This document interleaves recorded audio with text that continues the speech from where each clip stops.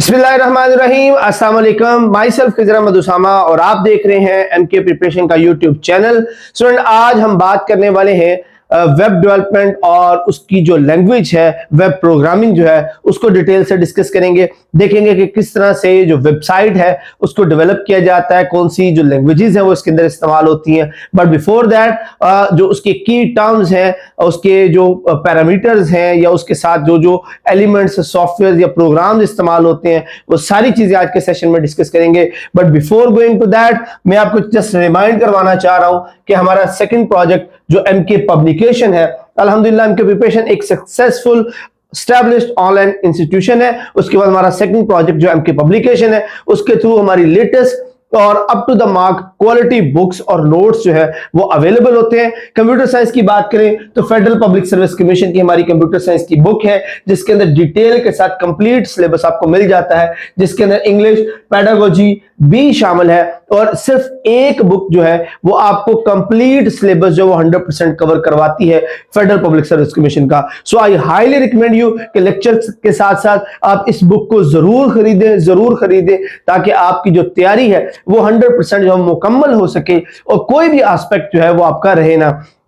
Student, lectures की अफादियत अपनी जगह, सेशन की अफादियत अपनी जगह, बट याद रखिए कि वोकैबुलरी को स्ट्रॉन्ग करना, अपने सब्जेक्ट पे ग्रिप बनाना और सब्जेक्ट की रेलेवेंट वोकैबुलरी को स्ट्रॉन्ग करने के लिए आपको रेलेवेंट बुक पढ़ना बहुत जरूरी है। और इस बुक के अंदर जो कुछ भी कंटेंट हमने ऐड किया है, उसके अंदर नेशनल और इंटरनेशनल तमाम बुक्स को शामिल करके हमने ये एक क्वालिटी बुक बनाई है, जिसके अंदर तमाम आपको पैरामीटर्स और तमाम जो कंप्यूटर साइंस के जो टॉपिक्स हैं जो एफपीएससी रिक्वायर करता है, वो सारे के सारे आपको इसके अंदर मिल जाएंगे। सो डोंट वेट और इस बुक को जरूर ऑर्डर करें। उसके साथ साथ हमारे पास जो Punjab public service commission, Sindh public service commission और Azad Jammu and Kashmir public service commission के लिए भी जो लेक्चर कंप्यूटर साइंस की बुक मौजूद है, जिसके अंदर कंप्यूटर साइंस से रिलेटेड तमाम इंफॉर्मेशन आपको मिल जाती है। और सिर्फ यही नहीं, क्योंकि बलूचिस्तान के अंदर जो पेपर है वो जरा सब्जेक्टिव होता है, उसकी बुक जरा सब्जेक्टिव होती है, तो बलूचिस्तान पब्लिक सर्विस कमीशन के लिए भी हमारी सब्जेक्टिव बुक और नोट्स जो वो दस्तयाब है, जो according to the Balochistan public service commission बनाए गए हैं। उसके अंदर वो सारे टॉपिक और चैप्टर्स शामिल हैं जो बलूचिस्तान कमीशन जो वो रिक्वायर करता है। उसके साथ एक बेसिक हमारी कंप्यूटर साइंस की बुक जो कि वन पेपर के लिए आप इस्तेमाल कर सकते हैं, स्कूल लेवल की जॉब्स के लिए इस्तेमाल कर सकते हैं, वो भी अवेलेबल है, जिसके अंदर कंप्यूटर से रिलेटेड तमाम फंडामेंटल और बेसिक चैप्टर्स और टॉपिक्स शामिल हैं। बुक्स की डिटेल्स अगर आप जानना चाहते हैं, बुक का डिटेल रिव्यू देखना चाहते हैं, तो उनके लिंक्स जो है वो डिस्क्रिप्शन के अंदर मौजूद है। आप इन बुक का डिटेल रिव्यू भी देख सकते हैं। और अगर आप इन बुक्स को ऑर्डर करना चाहते हैं तो नंबर्स आपके सामने है 0348423359, 031077503006। आप इन दोनों नंबर्स पर कांटेक्ट करके अपना जो बुक है वो ऑर्डर कर सकते हैं, या आप हमारी ऑनलाइन वेबसाइट है mkpublications.pk, इस पर विजिट करके भी अपनी बुक जो वो ऑर्डर कर सकते हैं। तो चलते हैं हमारे सेशन की तरफ। हम बात करने वाले हैं वर्ल्ड वाइड वेब यानी कि इंटरनेट के बारे में, वेब डेवलपमेंट के बारे में। तो सबसे पहले हम बात कर लेते हैं वर्ल्ड वाइड वेब, या इन द शॉर्ट जो जिसको हम WWW भी कहते हैं, जो आपको हर वेबसाइट के साथ नजर आता है। ये क्या है?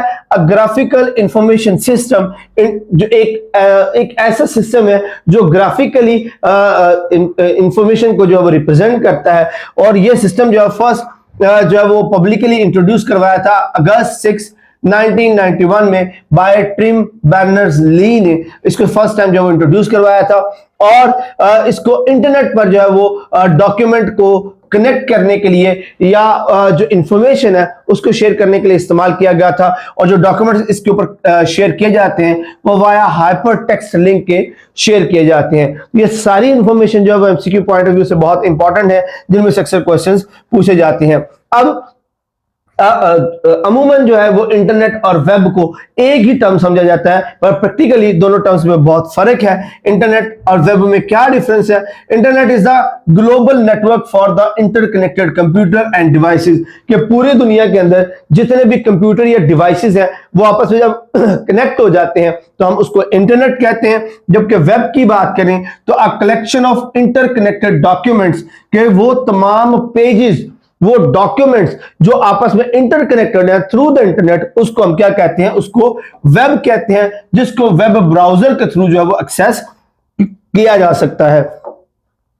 ओके जी, फर्दर मूव करते हैं। हमारे पास आ जाता है जी वेब डेवलपमेंट। अब हम बात कर लेते हैं कि वेब को डेवलप कैसे किया जाता है, ये जो इंटरनेट है इसको डेवलप कैसे किया जाता है। तो डेफिनेशन को देख रहे हैं तो web development is the process of creating websites and web applications, यानी कि वो प्रोसेस जिसमें आप वेबसाइट्स और जो वेब एप्लीकेशंस है उनको डेवलप करते हैं, उस प्रोसेस को हम क्या कहते हैं, वेब डेवलपमेंट कहते हैं।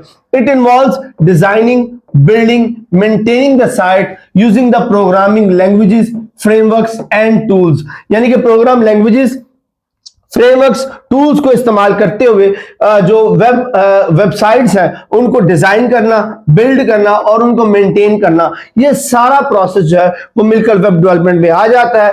अब इसमें तीन मेन कैटेगरीज आती हैं वेब डेवलपमेंट के अंदर, तीन कैटेगरीज आती हैं। कौन कौन सी? एक फ्रंट एंड, बैक एंड और फुल स्टैक।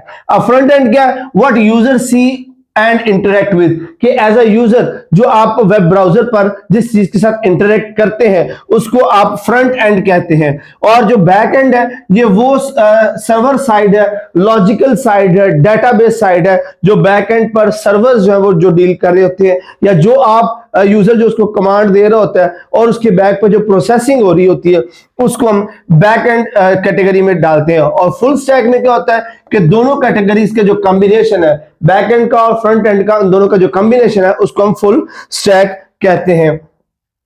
अच्छा जी, फर्दर मूव करते हैं। नेक्स्ट हमारे पास आ जाती है जी वेब टर्मिनोलॉजीज, कि कौन कौन सी जो टर्म्स हैं वो आपको देखने को मिलती है जब आप वेबसाइट पर लॉगिन करते हैं या वेब सर्फिंग करते हैं। तो उसके अंदर सबसे पहले आपको पता होना चाहिए वेब पेज क्या होता है। वेब पेज क्या होता है? HTML document viewed in browser identify bye unique URL, यानी कि ये एक ऐसा डॉक्यूमेंट है जो थ्रू वेब ब्राउजर आप जिसको एक्सेस कर सकते हैं और इंटरनेट के ऊपर उसकी यूनिक URL मौजूद होती है। अब URL क्या है? ये आप कह सकते हैं कि उसका किसी डॉक्यूमेंट का इंटरनेट के ऊपर एड्रेस है, जो आप www.something जो भी आगे लिखा होता है वो असल में यूनिक एड्रेस होता है दैट पर्टिकुलर पेज या डॉक्यूमेंट का, जिसको हम वेब पेज कहते हैं।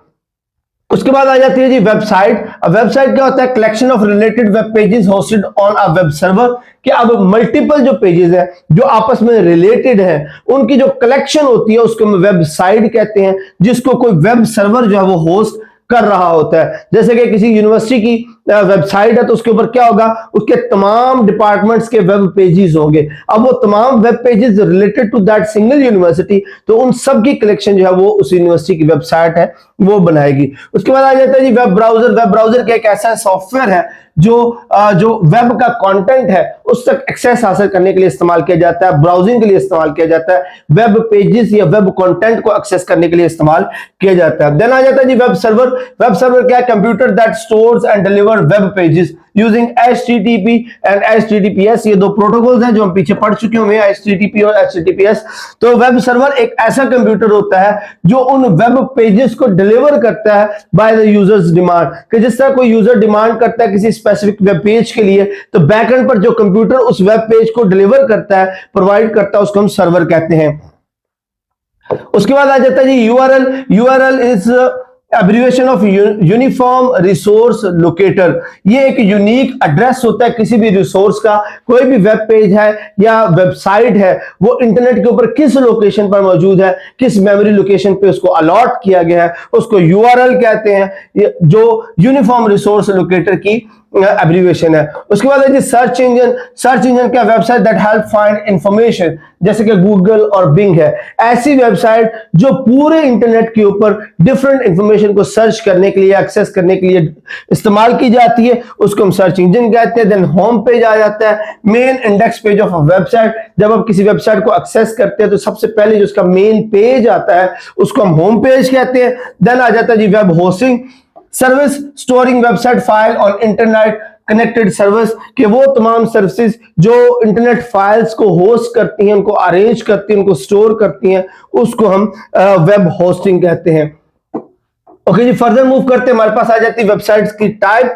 तो यहाँ पे मल्टीपल टाइप्स ऑफ वेबसाइट्स होती हैं, यहाँ पर उनमें से कुछ एक यहाँ पर दी गई हैं। जैसे कि वेब पोर्टल होता है। वेब पोर्टल क्या है, जो मल्टीपल सर्विसेज प्रोवाइड करता है। जैसे कि कोई यूनिवर्सिटी का पोर्टल है तो उसके ऊपर यूनिवर्सिटी के तमाम सर्विसेज जो है वो अवेलेबल होती हैं और अमूमन ये किसी ना किसी लॉगिन के थ्रू जो है वो उसको एक्सेस किया जाता है।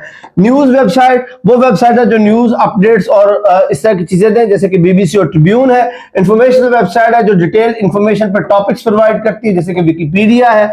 उसके बाद एजुकेशनल वेबसाइट है जो ट्यूटोरियल कोर्सेज या लर्निंग वगैरह प्रोवाइड करती है, जैसे कि खान एकेडमी है या एमके प्रिपरेशन है। उसके बाद पर्सनल है।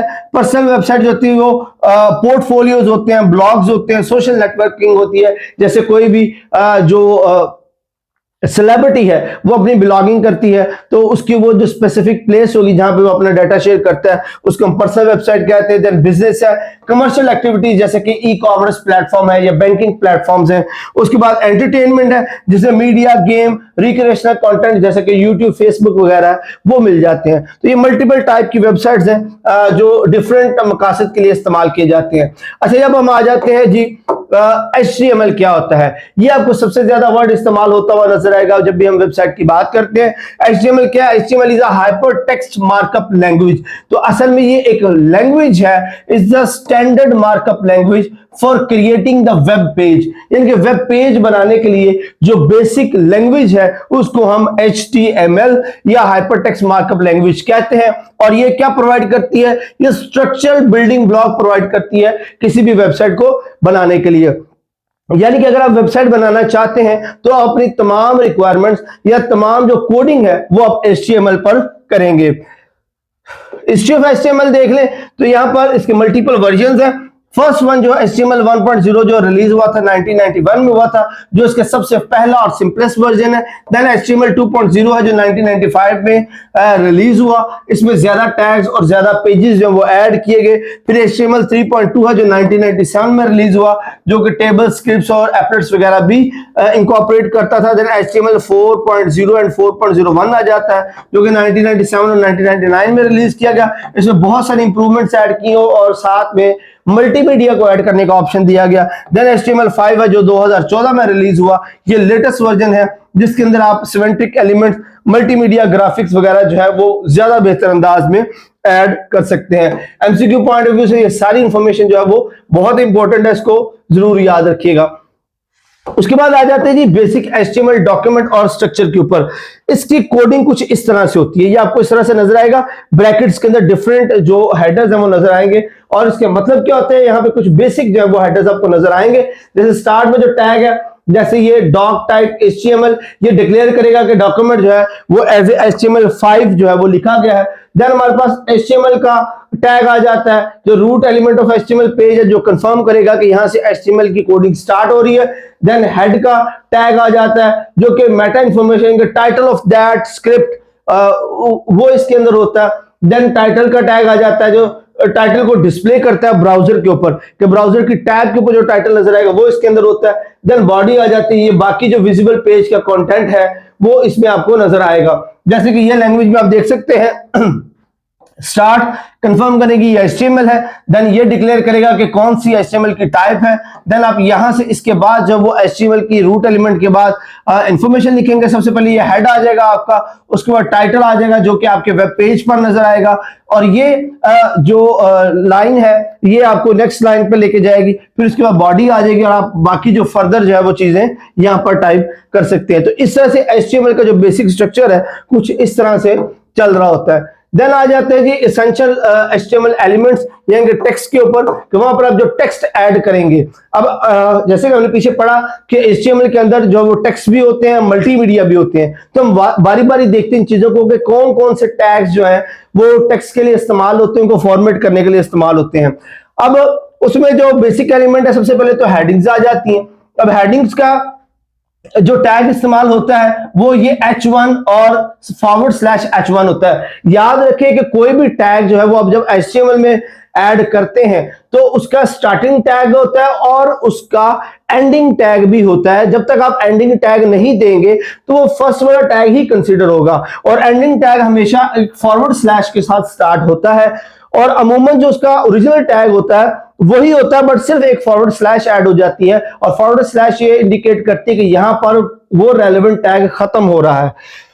उसके बाद पैराग्राफ आ जाता है, तो पैराग्राफ के लिए जो टैग इस्तेमाल किया जाता है वो पी का इस्तेमाल किया जाता है। इस तरह लाइन ब्रेक जो है उसके लिए आप इस्तेमाल करते हैं ये वाला बी आर, और उसके बाद नॉन ब्रेकिंग जो स्पेस है उसके लिए आप ये एंड NBSP जो है ये इस्तेमाल करते हैं विद द सेमीकोलन। फिर आप पैराग्राफ को जो उसकी फॉर्मेटिंग कैसे कर सकते हैं, जैसे कि ये बोल्ड टेक्स्ट करने के लिए आप ये वाला टैग इस्तेमाल करते हैं, अटैलिक करने के लिए ये वाला, अंडरलाइन करने के लिए, सुपरस्क्रिप्ट के लिए, सबस्क्रिप्ट के लिए, मतलब ये सारी चीजें जो है वो इस्तेमाल होती हैं टेक्स्ट की फॉर्मेटिंग के लिए, कि आप जो भी टेक्स्ट आपका वेबसाइट पर नजर आएगा आप उसकी फॉर्मेटिंग जो है वो कैसे कर सकते हैं। अच्छा, जब हम बात कर लेते हैं कि लिंक्स और इमेजेस आप कैसे ऐड करेंगे। पीछे हमने बात की कि टेक्स्ट की, कि टेक्स्ट को आप किस तरह से ऐड करेंगे, उसके पैराग्राफ कैसे बनाएंगे, किसी लाइन को बोल्ड करना है, अटैलिक करना है, अंडरलाइन करना है, वो आप कैसे करेंगे। अब बात कर लेते हैं कि आपने लिंक्स को कैसे ऐड करना है। तो लिंक्स को ऐड करने के लिए आप ये वाला जो टैग है वो इस्तेमाल करते हैं, लिंक, और है आगे फिर उसका जो वो टैग बन जाता है। जैसे कि यहाँ पे देखें टैग ए स्टार्ट हो रहा है, उसके बाद आपने लिंक लिखा और टैग ए जो है वो क्लोज हो गया। तो इस तरह से आप जो लिंक है वो इसके अंदर ऐड कर सकते हैं। इस तरह अगर आपने इमेजेस ऐड करनी है तो ये इमेज का टैग है IMG, यानी कि IMG आपने इमेज का टैग लगाया, देन आपने इमेज जो है वो फाइल का पाथ लिखा कि इमेज है कहां पर, फिर आपने इस्तेमाल किया ALT। ये क्या, ये अल्टरनेटिव टेक्स्ट ऑफ एक्सेसिबिलिटी है, कि आपने उसकी डिस्क्रिप्शन क्या लिखी है वो आ जाएगी। उसके बाद आ जाएगी उसकी विड्थ, हाइट और लेंथ, कि वो इमेज का साइज क्या नजर आएगा आपको उसके ऊपर, वेबसाइट के ऊपर। तो इस तरह से आप एक जो इमेज है उसको इंसर्ट कर सकते हैं वेबसाइट बनाते वक्त। देन अगर आपने कोई लिस्ट ऐड करनी है तो लिस्ट करने के लिए आप तीन तरह की जो लिस्ट है वो ऐड कर सकते हैं। फर्स्ट इज अनऑर्डर्ड लिस्ट, यानी कि इसमें आप नंबरिंग नहीं करते, सिर्फ डाटा जो है वो एक लाइन में लिख देते हैं, जिसमें आप उसको लिखते वक्त जो टैग इस्तेमाल करेंगे वो होगा UL, यानी कि अनऑर्डर्ड लिस्ट। और उसके बाद आपने लिस्ट की आइटम्स ऐड करनी है तो LI आइटम 1 ये आइटम का नाम आ गया, और LI क्लोज। उसके बाद फिर LI आइटम 2 LI क्लोज। अब इसमें कोई तरतीब नहीं है कि कौन सा पहले नंबर पर, कौन सा दूसरे नंबर पर, कौन सा तीसरे नंबर पर। आपने सिंपली जो आइटम्स है वो ऐड कर दी, और लास्ट में आप जो लिस्ट है अनऑर्डर्ड लिस्ट है उसको खत्म कर देंगे। उसके बाद दूसरी आ जाती है जी नंबर्ड लिस्ट है, यानी कि इस लिस्ट के अंदर नंबर्स लगे होंगे 1 2 3 4। अब इसके लिए आप कौन सा टैग इस्तेमाल करते हैं, इसके लिए आप इस्तेमाल करते हैं OL ऑर्डर्ड लिस्ट। इसके लिए आप क्या करेंगे, LI then first item LI close, LI second item फिर LI क्लोज। तो इस तरह जब आप लिखेंगे तो जो रिजल्ट होगा उसमें जो लिस्ट है वो इस तरह नंबर्स के साथ अपीयर होगी, और फिर आप जो है वो ऑर्डर लिस्ट को क्लोज कर देते हैं।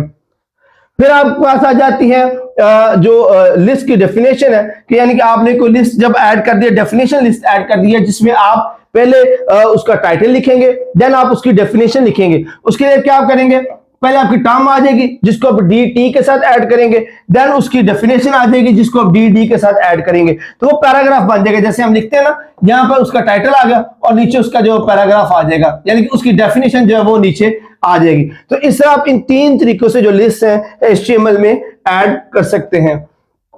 उसके बाद HTML टेबल्स आ जाते हैं। अब अगर आपने टेबल ऐड करना है डाटा के अंदर, उसके लिए आप क्या इस्तेमाल करते हैं, आप टेबल का टैग इस्तेमाल करते हैं जो टेबल के लिए इस्तेमाल होगा, जिससे पता चलेगा कि यहां से टेबल स्टार्ट हो रहा है। देन आप TR इस्तेमाल करेंगे टेबल की रोज ऐड करने के लिए, TH इस्तेमाल करेंगे टेबल का हेडर ऐड करने के लिए, फिर TD इस्तेमाल करेंगे टेबल का जो डाटा सेल है, कि उसके सेल के अंदर, सेल कहते हैं जो, जैसे एक टेबल बना हुआ तो ये जो एक इसका बॉक्स है इसको हम एक सेल कहते हैं। तो इस तरह इन चार हेडर्स की मदद से आप जो टेबल है उसको ऐड कर सकते हैं। और इसके अंदर जो मजीद एट्रीब्यूट्स ऐड होते हैं उसके अंदर ये कॉलम स्पैन है, इसके अंदर आप क्या करते हैं, ये तमाम सेल्स जो कॉलम के उनको मर्ज कर देगा। कॉलम में जितने भी सेल्स हैं उनको मर्ज करने के लिए, और जो रोज के सेल है उसको मर्ज करने के लिए आप रोज स्पैन इस्तेमाल करते हैं। सेल्स के दरमियान स्पेस देने के लिए आप सेल स्पेसिंग इस्तेमाल कर सकते हैं, और सेल के कंटेंट और बॉर्डर में स्पेस देने के लिए आप सेल पैडिंग जो है वो इस्तेमाल कर सकते हैं। अब इसको आप देख सकते हैं प्रैक्टिकल किस तरह से यहाँ पर लिखा गया। जैसे देखें टेबल बॉर्डर, यहां से आप टेबल स्टार्ट कर रहे हैं, उसके लिए आपने TR का जो टैग है वो इस्तेमाल किया। उसके बाद आपने उसकी थीम यानी कि उसका टाइटल लिखा जो टेबल का हेडर आ जाएगा, और उसके बाद आपने TH जो है वो टेबल का हेड जो है वो ये लगा दिया। उसके बाद TR को आपने क्लोज कर दिया जो कि टेबल का हेडर था। उसके बाद TR आप दोबारा स्टार्ट करते हैं, ये आपकी नेक्स्ट रो आ जाती है, और नेक्स्ट रो के अंदर आप आगे डाटा जो है वो ऐड करेंगे, फिर नेक्स्ट रो को क्लोज कर देंगे और उसके बाद टेबल को क्लोज कर देंगे। तो 2 रोज वाला जो टेबल है वो इसके जरिए जनरेट किया जा सकता है। ओके, फर्दर आप मूव करते हैं। अब आप HTML में जो फॉर्म्स हैं वो ऐड कर सकते हैं, और उसके लिए जो टाइप्स इस्तेमाल हो सकती हैं कि किस तरह की इनपुट जो आप वो ऐड कर सकते हैं। उनमें टेक्स्ट की फॉर्म में आप इनपुट ऐड कर सकते हैं, सिंगल लाइन में जो टेक्स्ट इनपुट हो सकता है उसके लिए, पासवर्ड ऐड कर सकते हैं, जो पासवर्ड फील्ड है कि मास्क जो फील्ड है उसके लिए। उसके बाद ईमेल आप ऐड कर सकते हैं, नंबर्स ऐड कर सकते हैं न्यूमेरिकल इनपुट के लिए, चेक बॉक्स ऐड कर सकते हैं जो मल्टीपल सिलेक्शन के लिए इस्तेमाल होता है, रेडियो जो बटन है उसको इस्तेमाल कर सकते हैं, फाइल टाइप्स जो है वो उनको अपलोड करने का ऑप्शन जो है वो दे सकते हैं, सबमिट बटन का जो है वो टैग आप ऐड कर सकते हैं। तो इनको इस्तेमाल करते हुए आप ये रेलेवेंट चीजें जो वो ऐड कर सकते हैं। जैसे कि आप देखें कि form action submission method start हो रहा है यहां पर, फिर आपने उसका लेबल लगाया, फिर इनपुट टाइप दी कि इनपुट किस तरह की होगी, उसके बाद लेबल क्या आ गया ईमेल का, उसके बाद आपने इनपुट दी और उसके बाद सबमिट का आपने बटन लगाया। तो इस तरह से जो वेबसाइट के ऊपर आपको मल्टीपर्पज ऑप्शंस नजर आते हैं। कहीं पे ईमेल लिखना है आपने नेम एंटर करना है, यानी कि फॉर्म बनाने का ये तरीकाकार आपको बता रहे हैं कि फॉर्म के अंदर आपने नाम लिखना है, नंबर लिखना है, ईमेल लिखना है और लास्ट में सबमिट का बटन ऐड करना है। तो वो आप इस तरीके से एक फॉर्म जो है वो ऑनलाइन वेबसाइट के ऊपर जो वो डेवलप कर सकते हैं। उसके बाद HTML5 की जो सिमेंटिक एलिमेंट्स हैं जो 2005 में जो इनका लेटेस्ट वर्जन HTML5 जो लॉन्च हुआ वो ऐड किए गए। उसके अंदर क्या क्या चीजें हैं? First one is the header का टैग है, इसमें क्या ये इंट्रोडक्टरी कंटेंट या नेविगेशन के लिए इस्तेमाल होता है। उसके बाद NAV ये नेविगेशन लिंक इसके जरिए जो वो डाला जा सकता है। मेन का टैग है, जो main content of the document जो वो इसके बाद लिखा जाता है। आर्टिकल का टैग है, self content independent content add किया जा सकता है। सेक्शन बना सकते हैं आप, थीमेटिक ग्रुप को बना सकते हैं कंटेंट का, जैसे ब्लॉगिंग करते हैं या उसके एसेज लिखते हैं। उसके बाद असाइड का टैग है जो content tangentially related to the main content, यानी कि सब टॉपिक्स जो है वो बनते हैं। उसके बाद फुटर है जो डॉक्यूमेंट के फुटर को यानी कि वेब पेज के लास्ट में जो फुटर है उसको बना सकते हैं। फिगर ऑप्शन है तो ग्रुप इमेजेस जो है वो कैप्शंस के साथ आप ऐड कर सकते हैं। टाइम जो उसका टाइम और डेट है उसकी स्टैम्प जो ऐड कर सकते हैं। तो ये वो सिमेंटिक एलिमेंट्स हैं जो HTML5 में ऐड किए गए थे। तो अक्सर इनमें से भी MCQ बन जाता है कि कोई एक का एलिमेंट देके ये पूछा जा सकता है कि HTML5 में ये किस HTML के वर्जन में जब इंट्रोड्यूस करवाया गया। तो ये जो कंटेंट है सारे के सारे ये HTML5 में इंट्रोड्यूस करवाए गए थे। उसके बाद आ जाता है जी हमारे पास CSS। अब CSS हमारे पास क्या है? CSS is the abbreviation of cascading style sheet. ये क्या करता है? ये कंटेंट को सेपरेट करता है प्रेजेंटेशन कंट्रोलिंग लेआउट से, कलर्स फाउंड और रिस्पॉन्सिवनेस को, यानी कि आपको जो मेन कंटेंट उसको अलग करेगा बाकी तमाम फॉर्मेटिंग से। अब आपका कंटेंट एक चीज है और उस कंटेंट के ऊपर आप जितनी भी फॉर्मेटिंग लगाते हैं, उसको बोल्ड करते हैं, टैलिकाइज करते हैं, ग्राफिकली इसको रिप्रेजेंट करते हैं, उसको लिंक लगाते हैं, जो भी आप उसका कर रहे हैं वो उसकी सारी की सारी स्टाइलिंग है, उसकी फॉर्मेटिंग है। तो जो CSS है यानी कि कैस्केडिंग स्टाइल शीट्स हैं, तो इन शीट्स के ऊपर आपका जो मेन कंटेंट है वो सेपरेट होगा, उसकी सारी की सारी फॉर्मेटिंग जो है वो सेपरेट होगी। यानी कि अगर आप मेन फाइल का कंटेंट चेंज करते हैं that doesn't affect the formatting, और अगर फॉर्मेटिंग चेंज करते हैं तो that doesn't affect the main content of the page। तो उसके लिए जो स्ट्रक्चर है वो कुछ इस तरह से आपको नजर आएगा। स्टार्ट ही CSS से होगा और इसके जो मेथड है CSS को अप्लाई करने के वो 3 तरह के होते हैं, इनलाइन, इंटरनल और एक्सटर्नल। इनलाइन का मतलब होता है कि आप किसी भी एलिमेंट में डायरेक्टली इसको इंट्रोड्यूस करवा देते हैं, कहीं पर किसी भी एलिमेंट में डायरेक्टली इंट्रोड्यूस करवा सकते हैं। उसके बाद इंटरनल है जो with in style in head, यानी कि स्टाइल के टैग में या हेड के टैग में आप उसको इंट्रोड्यूस करवाते हैं। देन हमारे पास एक्सटर्नल आ जाता है कि आप उसके लिए सेपरेट CSS की फाइल बनाते हैं और उस CSS फाइल को आप लिंक करते हैं जो मेन HTML की फाइल होती है। तो इन 3 तरीकों से आप जो CSS शीट जो है उसको इंट्रोड्यूस करवा सकते हैं किसी भी HTML सिंटैक्स के अंदर। अब इसके बाद हमारे पास CSS जो सिलेक्टर्स आ जाते हैं। कौन कौन से सिलेक्टर्स की टाइप है उनमें देखिए हमारे पास एलिमेंट सिलेक्शन की टाइप है, क्लास है, आईडी है, यूनिवर्सल है, एट्रीब्यूट, डिसेंडेंट, चाइल्ड और सूडो क्लास है।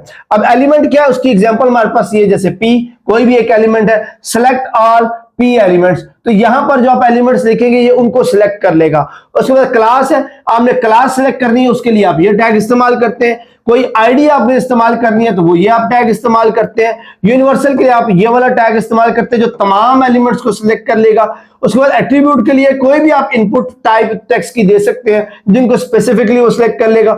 डिसेंडेंट के लिए div p का जो टैग इस्तेमाल करते हैं जो सिलेक्ट P इनसाइड div, उसके अंदर जो वो डिसेंडेंट के अंदर जाके किसी स्पेसिफिक एलिमेंट को सिलेक्ट कर लेगा। चाइल्ड के लिए जो आप वो उसको डायरेक्ट li या लिस्टेड इसकी लिस्ट के अंदर डायरेक्ट या अनलिस्ट के अंदर जो आप उसको डायरेक्टली सिलेक्ट कर सकते हैं। और सूडो क्लास है कि links on the mouse hover, के माउस जिस तरफ होवर करता है माउस का पॉइंटर जिस तरफ जाएगा उसको भी आप सिलेक्ट कर सकते हैं। तो ये डिफरेंट सिलेक्टर्स हैं जो आप वेबसाइट के ऊपर किसी एक चीज को या किसी एलिमेंट को सिलेक्ट करने के लिए, किसी स्पेसिफिक विंडो को सिलेक्ट करने के लिए, किसी स्पेसिफिक लिंक को सिलेक्ट करने के लिए इन डिफरेंट तरीकों से उसको इस्तेमाल कर सकते हैं। अच्छा, उसके बाद हमारे पास आ जाते हैं जी बॉक्स मॉडल, CSS का बॉक्स मॉडल। ये बॉक्स मॉडल जो है ये हर एलिमेंट को, आप कोई भी एलिमेंट जब आप CSS में इंट्रोड्यूस करवाते हैं तो उसको एज ए बॉक्स ट्रीट करेगा जिसके सेंटर में स्पेसिफिकली वो कंटेंट मौजूद होगा जो एक्चुअल कंटेंट है। उसके बाद उसकी पैडिंग आ जाएगी यानी कि वो स्पेस आ जाएगी जो उसकी बॉर्डर से स्पेस अवेलेबल होगी। फिर बॉर्डर की आगे फर्दर मार्जिन से स्पेस आ जाएगी जो पेज का आउटलाइन है, यानी कि पेज की आउटलाइन और बॉर्डर के दरमियान भी पैडिंग है, फिर बॉर्डर और मेन कंटेंट के दरमियान में भी पैडिंग है। तो इस तरह के बॉक्स की सूरत में जो है वो हर कंटेंट जो उसको ट्रीट किया जाता है। अब कौन कौन से इसमें कंपोनेंट होते हैं? First one is the content जो कि एक्चुअल टेक्स्ट या इमेज होता है जो आपने प्लेस किया। उसके बाद पैडिंग है, पैडिंग क्या होती है? स्पेस होती है कंटेंट और बॉर्डर के दरमियान।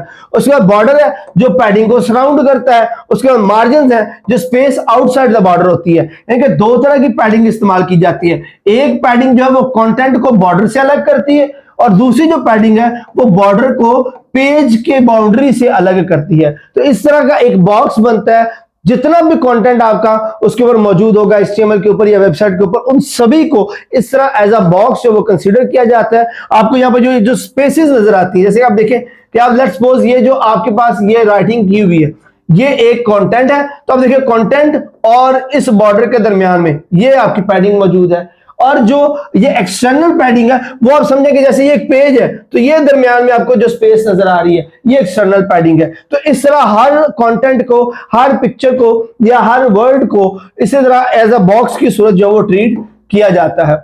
उसके बाद ये CSS का फ्लेक्स बॉक्स है। फ्लेक्स बॉक्स क्या होता है जी? वन डायमेंशनल लेआउट मॉडल है for arranging items in rows and column, यानी कि आप डाटा को जब रोज एंड कॉलम्स में अरेंज करेंगे तो उसके लिए आप फ्लेक्स बॉक्स इस्तेमाल करते हैं। इसकी प्रॉपर्टीज क्या है कि एक तो ये कंटेंट को जस्टिफाई करेगा, मतलब ये कि जब आप उसको अलाइन करेंगे टू डिमेंशनल टेबल के अंदर वो उस कंटेंट की अलाइनमेंट को जो है वो एक जैसा रखेगा। जैसे कि वर्ड वगैरह में आप माइक्रोसॉफ्ट वर्ड के अंदर आप जो डाटा है या जो कुछ भी आपने लिखा होता है उसको अलाइन करते हैं, जस्टिफाई करते हैं, जस्टिफाई करते हैं। अलाइनमेंट के लिए आप जो अलाइन आइटम्स का ऑप्शन इस्तेमाल करते हैं जो आपके तमाम जो मटेरियल होता है उसको अलाइन कर देता है with the axes. Then flex direction है, ये डायरेक्शन ऑफ आइटम्स यानी कि रो और कॉलम्स की जो डायरेक्शन है उनको हैंडल करता है। देन फ्लेक्स रैप है जो आइटम्स को रैप कर देता है इन द बॉक्स। तो स्पेसिफिकली ये सारे के सारे जो एट्रीब्यूट्स हैं ये इस्तेमाल किए जा रहे हैं कंटेंट की फॉर्मेटिंग के लिए कि आप उस कंटेंट को जब वेब पेज पर प्लेस करते हैं तो जिस जगह पे आपने उसको प्लेस किया है वो उसके अंदर कैसे ऑक्यूपाई होगा, पैडिंग कैसे आएगी, अलाइन कैसे होगा, जस्टिफाई कैसे होगा, वो सभी की सभी चीजें जो है वो CSS फ्लेक्स बॉक्स में जो है वो आती हैं। उसके बाद CSS ग्रिड है। CSS ग्रिड असल में क्या है? टू डिमेंशनल लेआउट सिस्टम है, ग्रिड बेस्ड डिजाइन है। वो वन डिमेंशनल था, ये टू डिमेंशनल है। इसके अंदर क्या क्या प्रॉपर्टी है? ग्रिड टेम्पलेट कॉलम्स है जो कॉलम के साइज को डिफाइन करेगा, रोज के साइज को डिफाइन करेगा, गैप देगा कि रोज और कॉलम में कितना गैप होगा, ग्रिड और कॉलम यानी कि उनकी पोजीशंस को बताएगा कि कॉलम या रो के अंदर जो एलिमेंट है उसकी पोजीशन क्या होगी, और एफआर यूनिट है जो फ्रैक्शन ऑफ अवेलेबल स्पेस यानी कि ये जो साइडों पर स्पेस अवेलेबल होती है उनकी यूटिलाइजेशन के बारे में इंफॉर्मेशन देगा। तो टू डायमेंशनल जो अरेंजमेंट है वो सीएसएस ग्रिड जो है उसके अंदर ली जाती है, और वन डायमेंशनल जो होती है वो सीएसएस फ्लेक्स बॉक्स के थ्रू की जाती है। उसके बाद आ जाते हैं जी response web design, RWD. RWD क्या होता है? RWD ensures website work well on all device. ये कंफर्म ये करता है, इस बात को इंश्योर करता है कि जो वेबसाइट है वो तमाम डिवाइसेस पर रन हो सके। ये नहीं हो कि वेबसाइट जो अगर मोबाइल फोन्स पर रन हो रही है तो लैपटॉप्स पर रन नहीं हो रही, लैपटॉप्स पर रन हो रही है तो पीसीस पर रन नहीं हो रही। तो अब ये कैसे इंश्योर करता है? By using the fluid layout, यानी कि जो परसेंटेज और व्यू पोर्ट यूनिट्स को इस्तेमाल करता है कि तमाम लेआउट्स जो है फ्लूइड लेआउट्स हैं वो तमाम किस्म के डिवाइसेस के ऊपर जो वो एडजस्ट हो सके। उसका मीडिया क्यूरीज है कि CSS based on screen size जो है उसको ऑटोमेटिकली एडजस्ट करता है कि जिस तरह की स्क्रीन हो उसके मुताबिक जो वेब पेज का कंटेंट है उसको एडजस्ट कर दे। देन फ्लेक्सिबल इमेजेस है कि इमेजेस की विड्थ और हाइट भी अवेलेबल स्क्रीन के मुताबिक जो है वो एडजस्ट करता है। तो इन चीजों को इस्तेमाल करते हुए जो आरडब्ल्यूडी है वो इंश्योर करता है कि वेबसाइट जो वो एडजस्ट हो सके तमाम तरह की स्क्रीन के ऊपर। अगर बड़ी एलईडी पर चल रहा है या छोटे से मोबाइल पर चल रहा है तो उसका जो वेबसाइट का कंटेंट है वो अकॉर्डिंगली जो है वो एडजस्ट हो जाता है। आप अगर इसको चेक करना चाहते हैं तो आप ऐसे कीजिए, कोई भी वेबसाइट जो मोबाइल पर लोड करें और आपके मोबाइल के ऊपर ही एक ऑप्शन होता है डेस्कटॉप साइट। जब आप डेस्कटॉप साइट पे क्लिक करेंगे आप देखेंगे कि तब उस वेबसाइट के एलिमेंट्स की अरेंजमेंट डिफरेंट होगी। अगर आप डेस्कटॉप साइट को ऑफ कर दें तो तब आपके एलिमेंट्स की अरेंज डिफरेंट होगी। तो वो जो एलिमेंट्स की अरेंजमेंट चेंज हो रही है बाय चेंजिंग द व्यू, वो सारी की सारी जो है वो रिस्पांस वेब डिजाइन आरडब्ल्यूडी के अंडर जो है वो हैंडल होती है। उसके बाद ट्रांजिशन एंड एनिमेशन है। ट्रांजिशन क्या होती है कि smooth changes between the states, यानी कि आप पेजेस की जो चेंजेस आ रही होती है, जैसे मैंने आपको पहले बताया कि आप जैसे उसका व्यू चेंज कर रहे हैं तो व्यू चेंज होने के दौरान जो ट्रांजिशन है वो स्मूथली है, उसको हम ट्रांजिशन कहते हैं। और एनिमेशन के अंदर जो कम्प्लेक्स सीक्वेंस है, एनिमेशन में आप मुख्तलिफ चीजों को जब वो एनिमेट होता मूव होता हुआ देख रहे होते हैं तो वो कम्प्लेक्स जो एनिमेशन कंट्रोल है वो सारे के सारे एनिमेशन सीएसएस के थ्रू ही जो है वो कंट्रोल किए जाते हैं, जिसकी मदद से आप कोई भी एनिमेशन या ट्रांजिशन जो है वो इसके थ्रू पॉसिबल है। So that's it. यहां तक जो बेसिक चीजें हैं जो हमने HTML के बारे में सीखी हैं वो यहां पे कंप्लीट हो जाती हैं। फर्दर जो उसका नेक्स्ट पार्ट है उसके अंदर जो हम जावा से रिलेटेड जो इंफॉर्मेशन है जावा स्क्रिप्ट के बारे में वो डिटेल से देखेंगे कि किस तरह जावा या जावा स्क्रिप्ट जो है वो वेब डिजाइनिंग के लिए इस्तेमाल होता है। होप सो सेशन आपके लिए बड़ा मुफीद रहा होगा। अगर आपके माइंड में कोई क्वेश्चंस या क्यूरीज हो तो लाजमी कमेंट सेक्शन में डिस्कस कीजिएगा, मैं उसका आंसर दूंगा। Thank you so much. Allah Hafiz.